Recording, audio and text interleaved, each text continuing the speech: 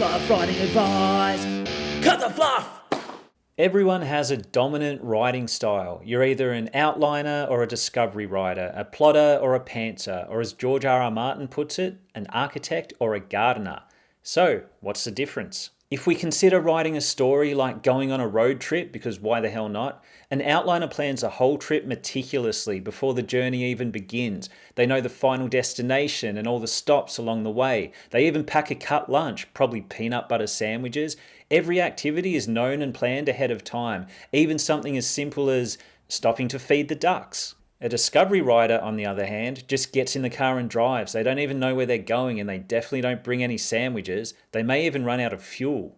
To put it in writing terms, an outliner practically writes the entire story before they actually start writing the story. Does that make sense? Basically, they know every major character, action, and plot point ahead of time. For a pure outliner, there are no surprises.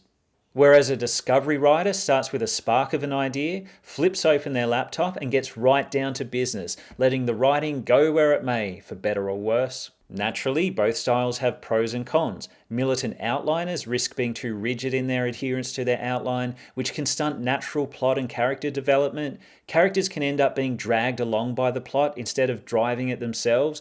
They may be forced to act out of character to serve an inflexible outline, in some cases impacting realism and believability. Not good. Oh, don't worry, discovery writing has its own set of issues. The main one being, strict discovery writers can end up writing a story that meanders and doesn't feel like it's arriving at all those satisfying moments. It can feel messy and random because it is. It can lead to an unsatisfying ending that leaves readers disappointed because it just sort of happens rather than feeling like the powerful conclusion that everything was leading up to. A good ending should feel deliberate, satisfying, and right.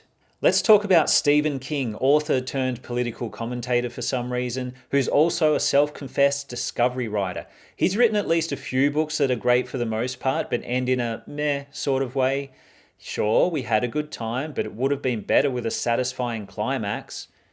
Now, where have I heard that before? What I'm saying is a good book should leave readers feeling satisfied. Fantasy and occasional sci-fi writer Brandon Sanderson is a strict outliner, and say what you will about his overall writing, it shows in his endings. While they're often surprising, didn't see that coming, they ultimately feel right, as if the ending we got was the one he intended all along. Because it was. All the pieces fit perfectly, and you're never left wanting more for the wrong reasons. Even as a discovery writer, I recognise the power of the outline. While everyone does have a dominant style, most people use elements of both. If your natural style isn't getting the best results, you may need to make a conscious effort to borrow the best bits from your less dominant style. For example, to avoid meandering and arriving at a disappointing destination, discovery writers can write with an ending in mind. It's allowed. You don't need to outline the entire book or even any other part of it, but the journey will be much smoother and more satisfying if you have a clear destination.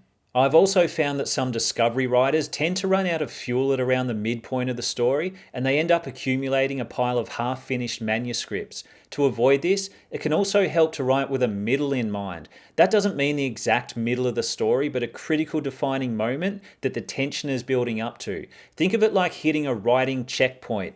Could be around the halfway point, before writing onward to the big finish. And to avoid flat, forced writing, outliners can aim to be less rigid, leaving room for natural character and plot development and not forcing actions and events that feel unnatural.